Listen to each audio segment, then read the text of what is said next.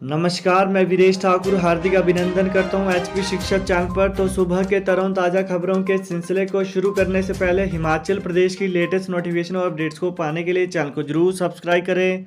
तो चलिए शुरू करते हैं फर्स्ट अपडेट से। हिमाचल विधानसभा सदन में राष्ट्रपति ने पढ़ा दुर्गा सप्तशती का मंत्र, रूपम देहि जयम देहि यशो देहि दिविशो जहि। हिमाचल प्रदेश विधानसभा के विशेष सत्र में राष्ट्रपति रामनाथ कोविंद ने दुर्गा सप्तशती का मंत्र पढ़ा।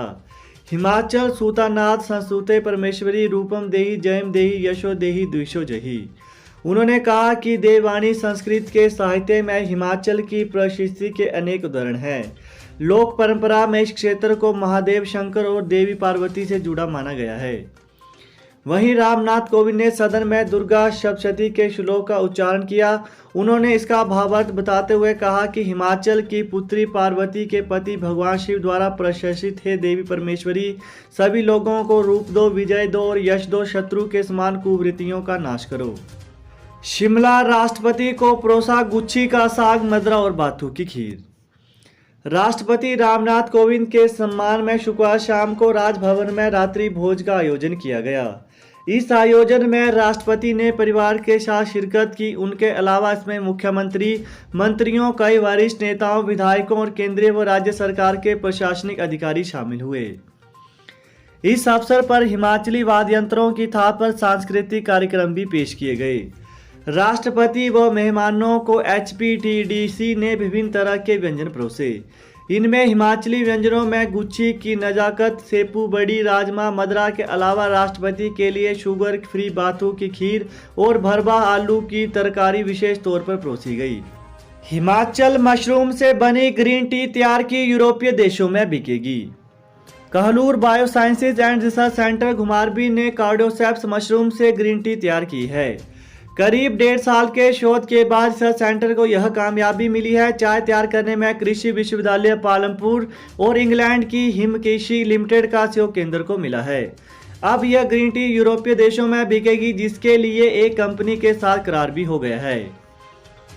वहीं इस चाय को बनाने के लिए Kahlur biosciences and research centre के बनाए कार्डियोसेप्स मिलिट्रेस मशरूम और कृषि विश्वविद्यालय पालमपुर की ऑर्गेनिक ग्रीन टी का इस्तेमाल किया गया है। इस चाय में कई एंटीऑक्सीडेंट और हेल्थी बायोमेटाबोलिट्स हैं, जो कि हेल्थ के लिए लाभकारी है। कहलूर रिसर्च सेंटर के डॉक्टर अमित ठाकुर ने बताया कि औषधीय मशरूम कार्डियोसेप्स पारंपरिक चिकित्सा के मूल्यवान स्रोत हैं। एम्स बिलासपुर प्रशिक्षु चिकित्सकों ने की मारपीट, कैंटीन कर्मचारी घायल। बिलासपुर जिले के कोटीपुरा में MBBS की पढ़ाई कर रहे प्रथम वर्ष के कुछ प्रशिक्षु चिकित्सकों ने कैंटीन के कर्मचारी की जमकर धुनाई कर दी। मारपीट में कैंटीन के कर्मचारी को गंभीर चोटें आई हैं। घटना के बाद घायल को जिला अस्पताल इलाज के लिए लाया गया है। घटना की सूचना मिलते ही सदर थाना पुलिस मौके पर पहुंची। समाचार लिखे जाने तक पुलिस मामले की छानबीन में जुटी थी। वहीं मिली जानकारी के अनुसार साई फरड़ा का नरेश कुमार एम्स की कैंटीन में कर्मचारी है। शुक्रवार देर रात को एम्स के प्रशिक्षुओं ने किसी बात को लेकर उसके साथ गाली गलौज की। इस दौरान मामला मारपीट तक पहुंच गया। बताया जा रहा है कि एम्स के करीब 30 से 40 प्रशिक्षु चिकित्सक उस समय कैंटीन में थे। उन्होंने कैंटीन कर्मचारी की बुरी तरह से पिटाई कर दी। मामला यहां नहीं थमा। तैश में आए प्रशिक्षुओं ने मौके पर खड़ी 2 ऑल्टो कारों को भी तोड़फोड़ की है। शिमला होली लॉज में प्रतिभा विक्रमादित्य से मिले धूमल और अनुराग।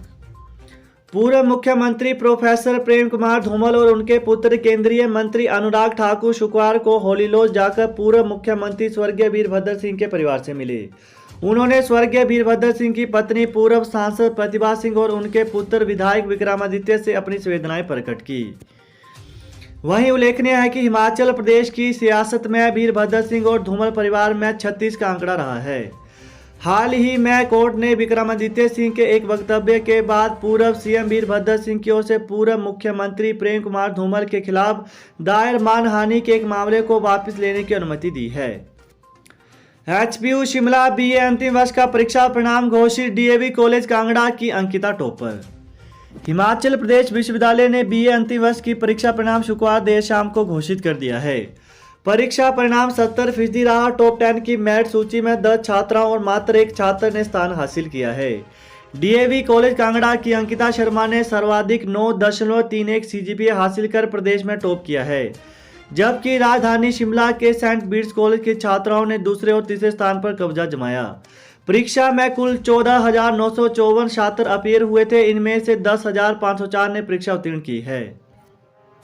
एक दिन में ही बदल गई आरटीपीसीआर रिपोर्ट, आज पॉजिटिव और कल हो गया नेगेटिव।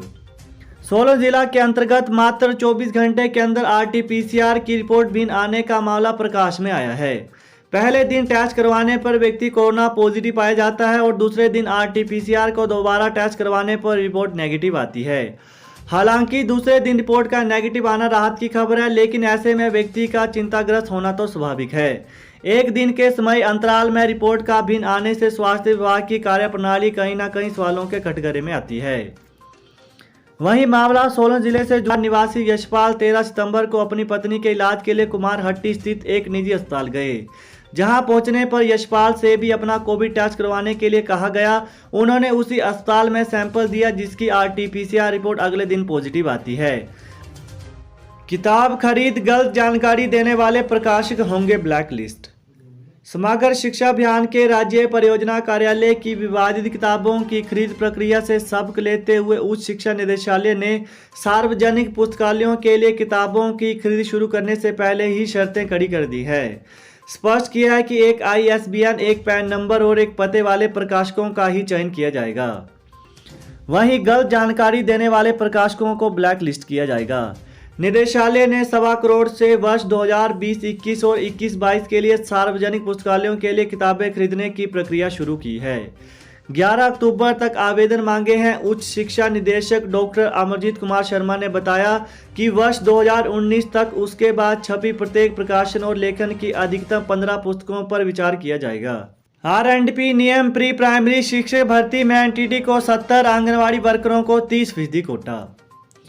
प्रदेश के प्री प्राइमरी स्कूलों में शिक्षक भर्ती के लिए नर्सरी टीचर ट्रेनिंग एनटीटी करने वालों को 70% और आंगनवाड़ी वर्करों को 30% पद दिए जाएंगे।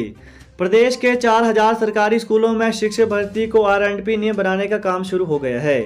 शिक्षा सचिव राजीव शर्मा की अध्यक्षता में शुक्रवार को राज्य सचिवालय में शिक्षा और महिला एवं बाल विकास विभाग की बैठक हुई। वहीं प्रदेश के सरकारी स्कूलों में चलाई जा रही नर्सरी और केजी की कक्षाओं के लिए भर्ती किए जाने वाले शिक्षकों में एनटीटी कोटे के 70% पदों में से 35% पद बैच वाइज और 35% पद सीधी भर्ती से भरे जाएंगे। एनसीटी के नियमों के तहत भर्ती की जाएगी। शिक्षा विभाग इस बाबत प्रस्ताव बनाकर राज्य मंत्रिमंडल की मंजूरी के लिए लेकर भेजेगा। मंत्रिमंडल शिक्षा भर्ती के कोटे में बदलाव भी कर सकता है। कैबिनेट बैठक में होगा फैसला, हिमाचल में 22 सितंबर से स्कूल खोलने की तैयारी।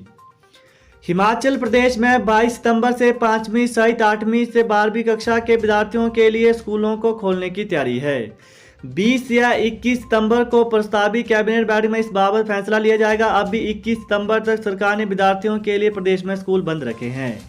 तो यही थी हिमाचल प्रदेश की सुबह की ताज़ा खबरें। तो हिमाचल प्रदेश की लेटेस्ट नोटिफिकेशन और अपडेट्स को पाने के लिए चैनल को जरूर सब्सक्राइब करें। Thanks for watching. जय हिंद, जय हिमाचल।